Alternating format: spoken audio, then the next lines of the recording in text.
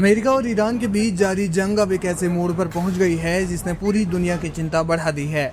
अब तक सैन्य ठिकानों, मिसाइल अड्डों और ऊर्जा ढांचे को निशाना बनाए जाने की खबरें सामने आ रही थी, लेकिन अब इस संघर्ष की आंच समुद्र के खारे पानी को पीने योग्य बनाने वाले डिसैलिनेशन प्लांट्स तक पहुंच गई है। ये वही प्लांट हैं जिन पर खाड़ी क्षेत्र के कई देशों की पीने के पानी की आपूर्ति पूरी तरह से निर्भर करती है। ऐसे में इन संयंत्रों पर हमले केवल युद्ध का हिस्सा नहीं बल्कि करोड़ों लोगों की बुनियादी जरूरतों पर सीधा खतरा माने जा रहे हैं। ईरान ने दावा किया है कि अमेरिकी हवाई हमले में हुर्मुज़गान प्रांत के बोंजी इलाके में स्थित एक डिसैलिनेशन प्लांट पूरी तरह से तबाह हो गया है। ईरानी अधिकारियों के अनुसार इस हमले के बाद करीब 10,000 लोगों की पानी की आपूर्ति ठप हो गई है, जिससे इलाके में पीने के पानी का गंभीर संकट पैदा हो गया है। ईरान का कहना है कि नागरिकों के लिए जरूरी जल आपूर्ति व्यवस्था को निशाना बनाना अंतर्राष्ट्रीय मानवीय कानूनों की भावना के खिलाफ है। वहीं दूसरी ओर कुवैत ने आरोप लगाया है कि ईरान ने लगातार दूसरे दिन उसके एक पावर प्लांट और वाटर डिसैलिनेशन प्लांट को निशाना बनाया, जिसे प्लांट में आग लग गई। कुवैती अधिकारियों के मुताबिक आग पर समय रहते काबू पा लिया गया, लेकिन इस तरह के हमले देश की सुरक्षा के लिए बेहद गंभीर खतरा हैं।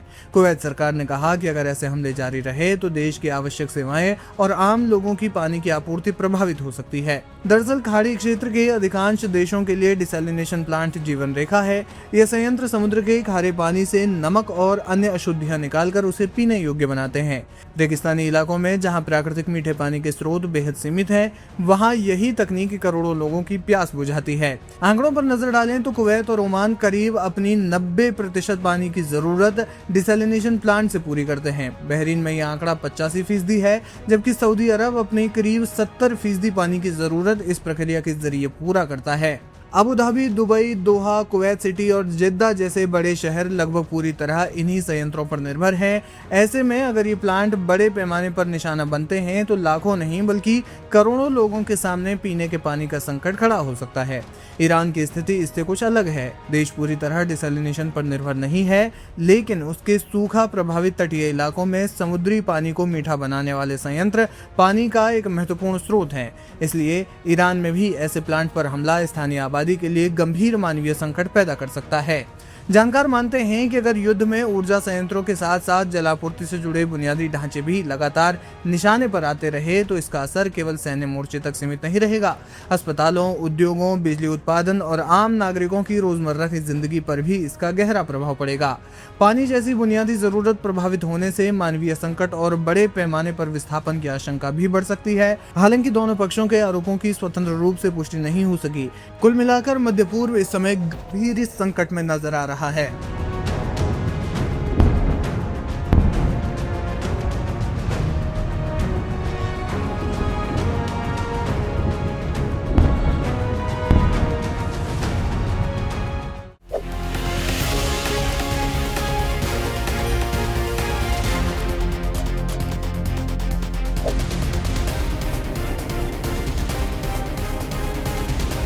जॉर्डन से सामने आया एक वीडियो इस समय सोशल मीडिया पर तेजी से वायरल हो रहा है। इस वीडियो को मुंबई स्थित ईरानी महावाणिज्य दूतावास के आधिकारिक एक्स अकाउंट से भी साझा किया गया है। वीडियो में कुछ लोग सड़कों पर खड़े होकर खुशी मनाते और नारे लगाते हुए दिखाई दे रहे हैं। पोस्ट में दावा किया गया है कि ये लोग ईरान द्वारा अमेरिकी सैन्य ठिकानों पर किए गए मिसाइल हमलों के बाद जश्न मना रहे हैं। ईरानी कॉन्सुलेट जनरल ने वीडियो शेयर करते हुए कैप्शन में लिखा, जॉर्डन के नागरिक ट्रंप द्वारा क्षेत्र की लूट और अपराधी ज़ावेनी शासन के समर्थन से तंग आ चुके हैं। उनका नारा यानी घर जाओ अब ईरान को निर्देशित संदेशों में तब्दील हो गया है। ऐसे संदेश जो अक्सर सटीक निशाने पर लगते हैं। इससे पहले भी ईरान के हमलों के बाद कुछ अन्य स्थानों से समर्थन में जश्न मनाते हुए लोगों के वीडियो और तस्वीरें सामने आ चुके हैं। हालांकि दूसरी ओर इस संघर्ष ने पूरे पश्चिमी एशिया में तनाव को चरम पर पहुंचा दिया है और दोनों देशों के बीच सैन्य टकराव लगातार तेज होता जा रहा है। दरअसल हालात तब और ज्यादा बिगड़ गए जब ईरान ने जॉर्डन, बहरीन, कुवैत और इलाके में मौजूद अमेरिकी सैन्य ठिकानों को निशाना बनाते हुए मिसाइल और ड्रोन हमले किए। अमेरिकी अधिकारियों के अनुसार जॉर्डन में स्थित एक अमेरिकी सैन्य अड्डे पर हुए हमले में 2 अमेरिकी सैनिकों की मौत हो गई, जबकि एक अन्य सैनिक लापता बताया गया। यह हालिया संघर्ष का सबसे बड़ा झटका माना जा रहा है। अमेरिकी सैनिकों की मौत के बाद वाशिंगटन ने तत्काल जवाबी कार्रवाई शुरू की। सेंट्रल कमांड ने ईरान के कई सैन्य ठिकानों, मिसाइल लॉन्च साइटों और सैन्य ढांचे पर व्यापक हमले किए। अमेरिकी प्रशासन का कहना है कि इन हमलों का उद्देश्य ईरान की सैन्य क्षमता को कमजोर करना और भविष्य में अमेरिकी ठिकानों पर होने वाले हमलों को रोकना है।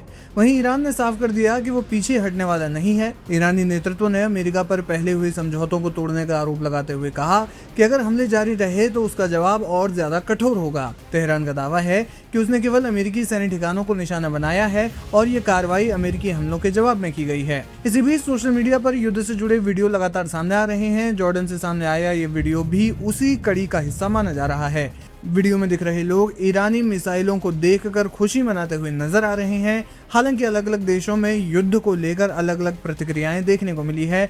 जहां कुछ जगहों पर ईरान के समर्थन में प्रदर्शन और जश्न के दृश्य सामने आए, वहीं कुछ इलाकों में दोनों पक्षों से संयम बरतने और तत्काल युद्ध विराम की अपील की गई है। फिलहाल इस वायरल वीडियो पर आपका क्या है कहना, हमें कमेंट सेक्शन में जाकर जरूर बताएं।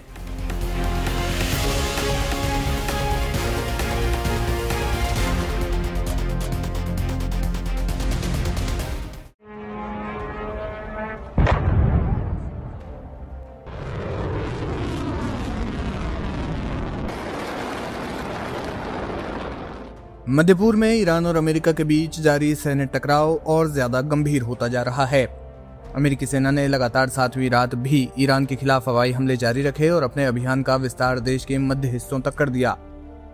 दूसरी ओर ईरान ने भी जवाबी कार्रवाई तेज करते हुए खाड़ी क्षेत्र में मौजूद अमेरिकी सैन्य ठिकानों को निशाना बनाने का दावा किया है। लगातार हो रहे इन हमलों से पूरे क्षेत्र में तनाव अपने चरम पर पहुंच गया और वैश्विक ऊर्जा आपूर्ति पर भी खतरे की आशंका बढ़ गई है। ईरानी सेना ने दावा किया है कि उसने बहरीन, जॉर्डन, कुवैत और कतर में स्थित अमेरिकी सैन्य ठिकानों पर मिसाइल और ड्रोन हमले किए। कतर के अधिकारियों के मुताबिक ईरानी मिसाइलों को रोकने की कार्रवाई के दौरान गिरे मलबे में एक बच्चा घायल हो गया। ईरानी सेना ने दावा किया है कि उसने बहरीन, जॉर्डन, कुवैत और कतर में स्थित अमेरिकी सैन्य ठिकानों पर मिसाइल और ड्रोन हमले किए हैं।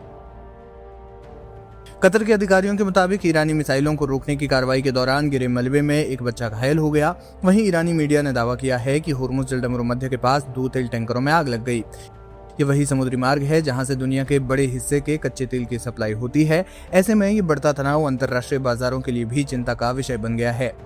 इसी बीच जॉर्डन में स्थित अमेरिकी सैन्य ठिकाने पर ईरान ने ड्रोन और मिसाइलों से हमला किया।